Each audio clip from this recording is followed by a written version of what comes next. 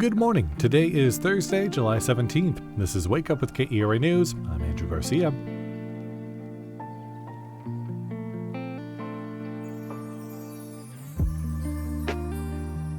Temperatures today are going to be pretty hot at 99 degrees, but it's going to feel a lot more like 103, so stay cool and stay hydrated.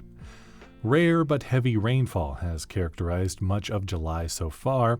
In a bit, we'll hear what could be causing it. But first, let's get into today's news.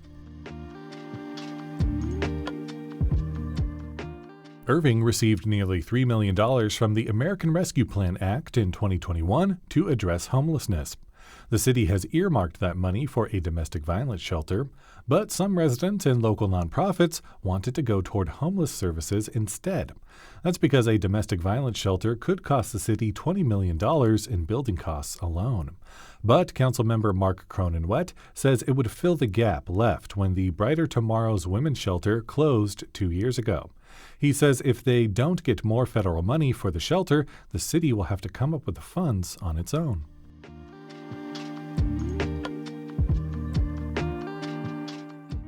Texas death row inmate Robert Robertson is set to die in October for the murder of his infant daughter Nikki over 20 years ago.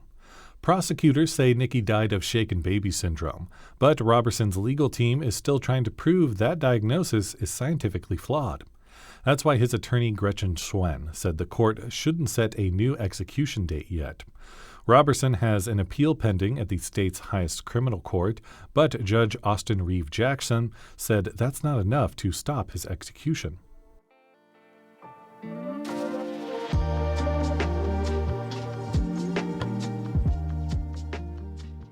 At least 132 people have died from catastrophic flooding in KERA County over the 4th of July weekend, with more than 100 still missing. During that same week, there were 4 major rare rainfall events across the U.S.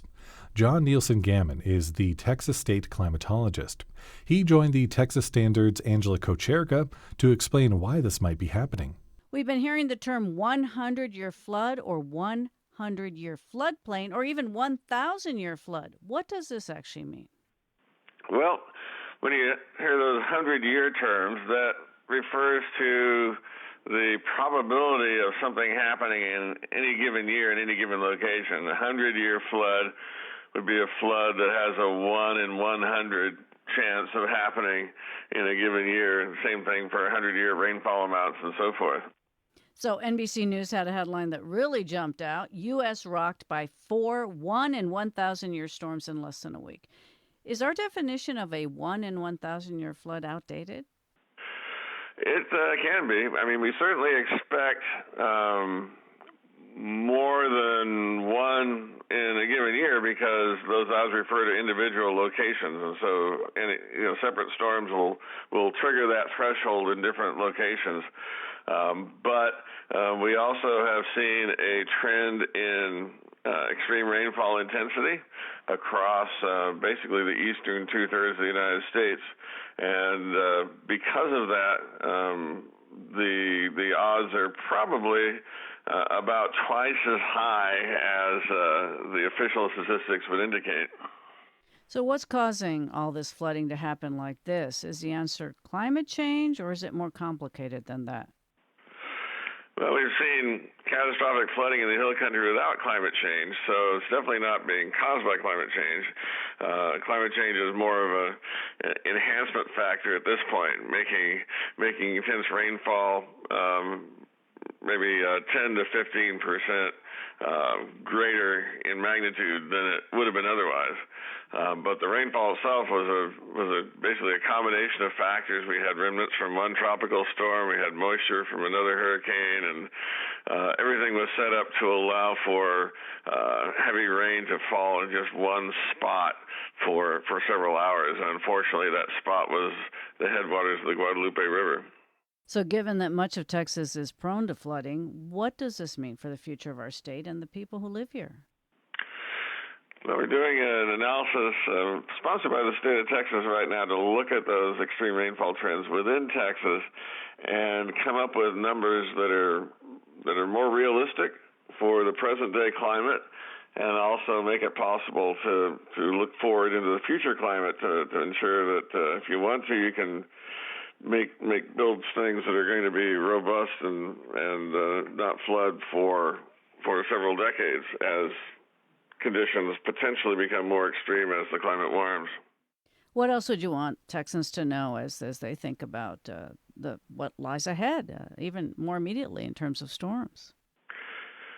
Well, if you don't know where your floodplain is nearby, you should look it up. That information is available on the FEMA website. It's kind of hard to find, but once you do, you can zoom in on the floodplain map, so you have your own location, see where the floodway is, 100-year floodplain, 500-year floodplain, and allow for those are underestimates of the actual risk of flooding. Make sure if you're in danger, you know a route away from danger that doesn't involve crossing the floodplain. You can take a lot of action to ensure your own personal safety.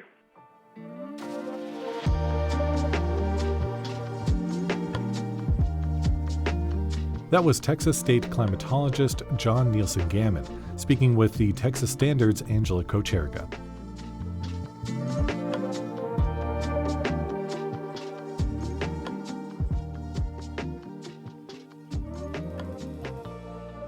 FC Dallas drew against the San Jose Quakes last night with a score of 2-2. Dallas plays again on Saturday, taking on St. Louis. Head to Legacy Hall in Plano for the Legacy Late Night Concert Series. Tonight's show stars the Josh Abbott Band. For more information and some other fun things to do, visit our Go See DFW calendar at KERA.org/calendar.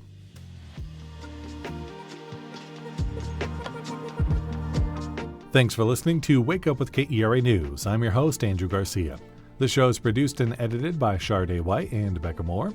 For more news in your inbox, visit KERA.org/wakeup.